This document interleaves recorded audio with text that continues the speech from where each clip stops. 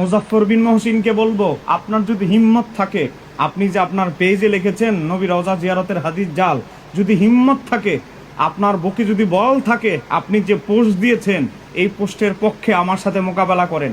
কখন বাসে বসবেন আপনি তারিখ দিবেন, আপনি যেই পেজের কথা বলবেন ওই পেজেই বাহাস হবে। আসসালামু আলাইকুম রহমতুল্লাহ। সম্মানিত দর্শক ও শ্রোতা, দেশ এবং বিদেশের যে যেখান থেকে দেখছেন প্রত্যেকে জানাচ্ছে আমার সালাম। আসসালামু আলাইকুম রহমতুল্লাহ। আপনারা জানেন কিছুদিন আগে আহলে হাদিসের একজন কথিত শায়েখ মুজাফফর বিন মহসিন, সে তার মাসিক আল ইখলাস পত্রিকার বরাতে সে একটি ছবি পোস্ট করেছে, একটি লেখা, সেটা হচ্ছে যে আমার কবর জিয়ারত করলো তার জন্য আমার শাফাত ওয়াজিব হয়ে গেল, এই মর্মে যে একটি হাদিস। এই হাদিসটি কি, বর্ণনাটি কি সহি? উত্তর পত্রে সে লিখেছে বর্ণনাটি জাল। আচ্ছা, মান যারা কবরি বাজাবাত লাহু শাফাতি হাদিস জাল, তো আপনি কোথায় থেকে পেলেন? দলিল দিয়েছে কি জানেন?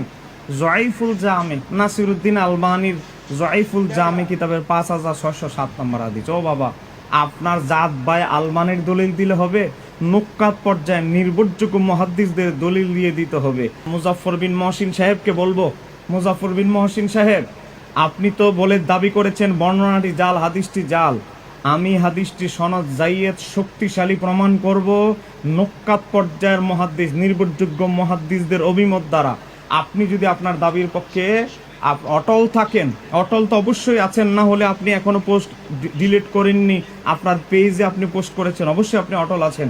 আমি আপনাকে বলবো, আপনি এই বিষয়ে ডিবেটে বসেন, আপনি ডিবেটের শর্ত সারায়াত নিয়ে আলোচনা হবে, আর বিষয়ের শিরোনাম তো হয়েই গিয়েছে, আপনি হাদিসকে জাল প্রমাণ করবেন, আমি হাদিসটাকে শক্তিশালী প্রমাণ করব।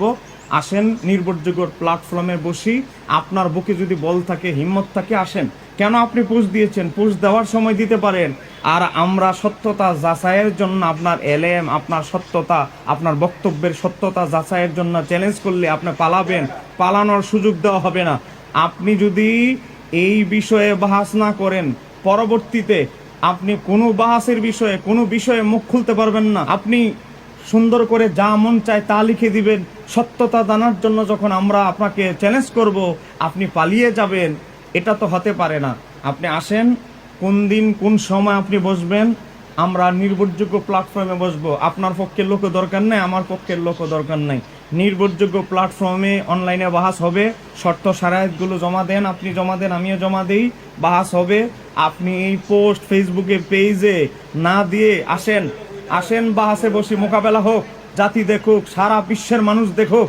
মান যারা কবরি ওয়াজাবাত লাহু শাফাতি, আমার নবী রওজা জিয়ারত করলার হাদিস, এটা কি জাল না হাসান না সহি না মজবুত না মৌজু? জাল হাদিস, এটা মানুষ জানুক। আসসালামু আলাইকুম রহমতুল্লাহ।